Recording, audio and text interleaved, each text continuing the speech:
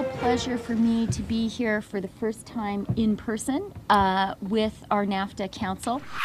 Welcome back to Question Period. The Minister of Foreign Affairs met with her NAFTA Advisory Council on Friday before the third round of talks were set to begin in Ottawa yesterday, Saturday. The U.S. keeps threatening to tear up the agreement, but some days they say they want to sign it before the end of the year. It's hard to keep up with President Trump on all this. But what are the red lines for Canada? Are the U.S. taking aim at Canada's auto sector? Why is that? To find out more, we're joined now by the former Conservative leader and now NAFTA Advisory Council member, Rona Ambrose. She joins us from Toronto. Hey, just when you thought you were out, you're back in. Great to have you back here. I know.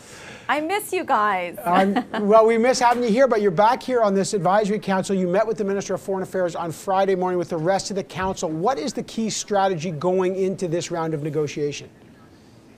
Well, look, it's round 3, so we're not going to see any knockout punches, but we are going to see increased tension, increased conflict, and that's normal in these kinds of negotiations. So Canadians shouldn't be too worried if they see some contrast between the Trump side and the Canadian side. That is very normal in these kinds of negotiations as things heat up.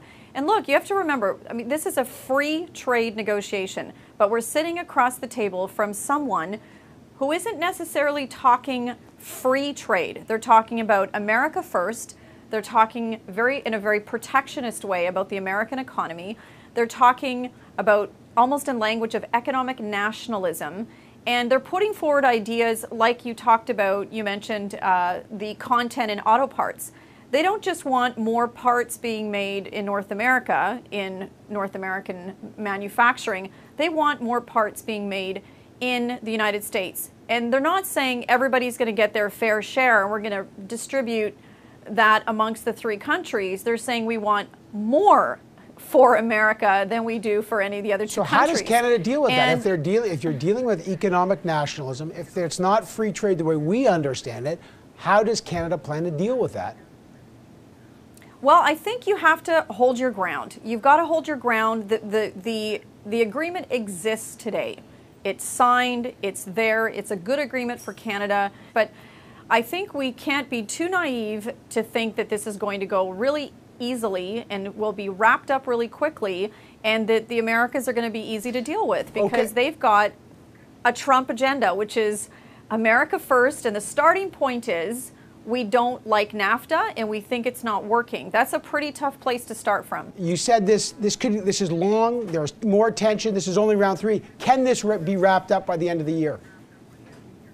I think that's really optimistic because, look, there are things that are pushing for this to get wrapped up quickly. The longer it goes on, the closer it gets to midterm U.S. elections, and we don't want to get, frankly, we don't really want President Trump to pay too much attention to these negotiations. Well, that's probably a good... That's a great question. Is Donald Trump the wild card, Rona Ambrose? I mean, you got the council, you got the negotiators, but is there really just an audience of one for the U.S. side, and that one they're negotiating not for you, not for Canada, but they're negotiating for Trump? Listen, he's the political master, and this is a political negotiation. So Canadians have to see that for what it is, and I'm sure the Canadian negotiating team understands that. We are there. We have a great team. We're putting our text on the table. We're going to fight for what's good for Canada. But from the other side of the table, this is a political negotiation, and Mr. Trump is in charge. And so, yes, we have to be very wary of that. And so what does that mean? That means this could drag on past December. We could get caught up into the politics of midterm elections. This means that this could go even further than that, and perhaps, Mr. Trump decides to pull out of NAFTA. Then we're into a long, elaborate congressional approval mechanism and potentially enabling legislation to look at pulling out of NAFTA. There's so many scenarios here, and I don't think that we can count on wrapping this up quickly and cleanly by the end of December. Yeah, well, with Donald Trump, predictability is not one of the things that comes to mind very quickly. Rona Ambrose, it is great to have you back on the program. Thanks so much. Appreciate it. Nice to talk to you.